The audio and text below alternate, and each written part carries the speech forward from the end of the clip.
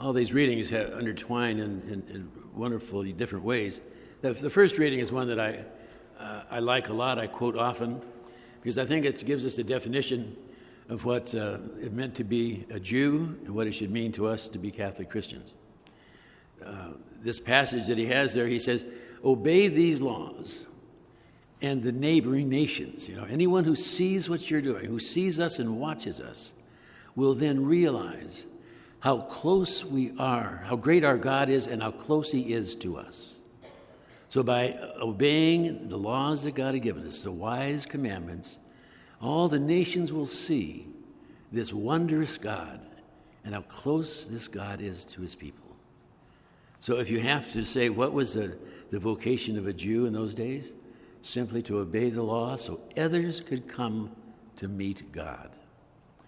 Well, I can't think of a better definition for ourselves. What is our vocation? Our vocation is to act in such a way that people will say, these people have something I want. These people have an insight. Their God is close to them. I can see it written on their face. I can see it in the way they treat one another. I want to meet that God. Now, that's an absolutely wonderful vocation.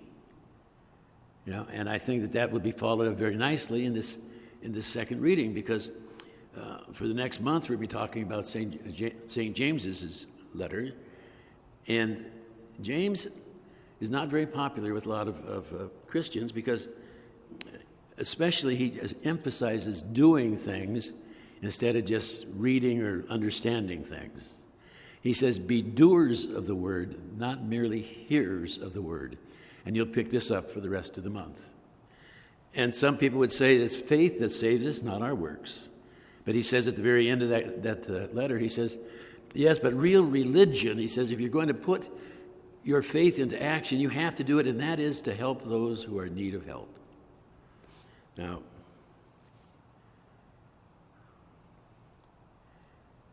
I say this, and I mean it, but it sounds very harsh.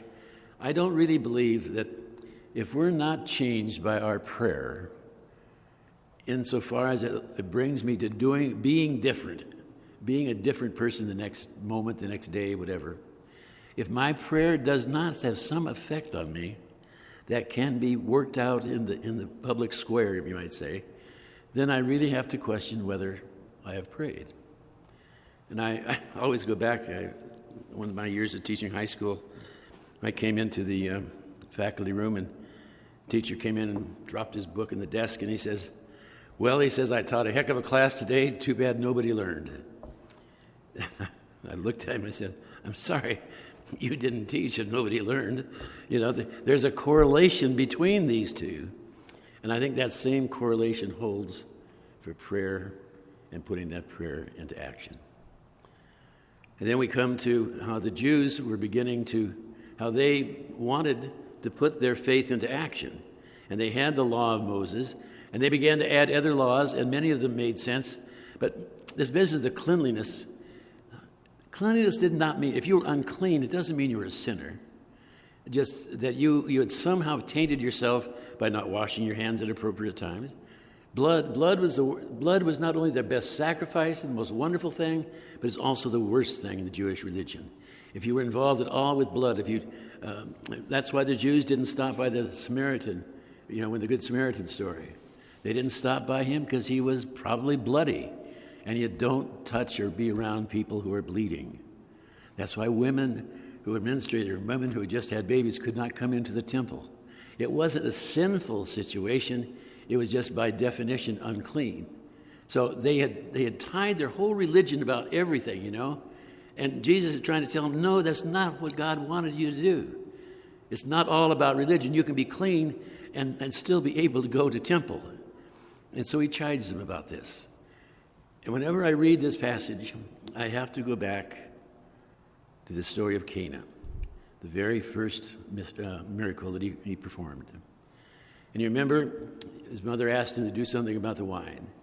And he points to these, 4 or 5 jugs, and they probably were 5 foot high. They had about 40 gallons of water in them.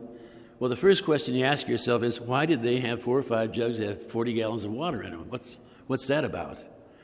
That water was for they're cleansing themselves. That water is what they did their ablutions with, okay? They get a cup in there and they pour it over their hands, whatever. They did their legal purification with that water. And that water is what Jesus takes and he transforms into wine.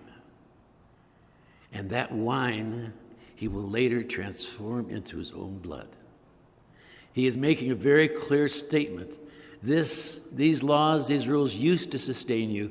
Now they no longer do. Now there is a new gift, a new wineskin, if you will. And you know the passage about old wineskins and new. He was changing that law, that way of relating to God, into his love, into his sacrifice. I think that's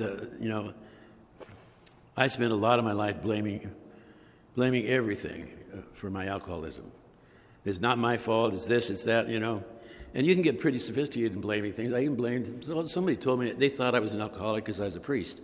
Well, I could hang on to that. That's a good reason. When you won't accept your own faults, when you won't be honest with yourself, you end up being quite ill. And that's who I was. I was quite ill. And it wasn't until I finally began to name the problem, which was me, that I finally began to get well. And I want to tell you, if you want to measure this yourselves, see how much you blame other people, your family back home. This person's done this person's done that. All of that may be true. But in the end, look within yourself and find what it is there. The ego usually hiding out, pretending to be, guiding you with love, is really just guiding you with pride. And if we can go within, we can find the problem and also find the solution. But the last half of the gospel is a challenging one because it tells that the people of Jesus' time, the leadership, the leaders of the Jewish faith, that were failing the people. They were teaching human precepts, which we've just been talking about, as if they were God's law. And he repeats that a second time, teaching human precepts as if they were God's law. And he warns us about that. Well, another one of the things I had always admired about the Jewish people and their scriptures is that they had these prophets. And a prophet is not somebody who says, okay, in 20 years this is going to happen. A prophet is who tells you what is going on right now.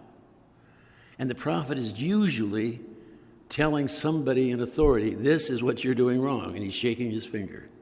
And in the Jewish history, the Israelites, it was at their own kings, their own religious leaders, the ones that were leading them astray, their own Pharisaical party. God says you're fine without kings. They said, no, we're not good without, we got to have kings.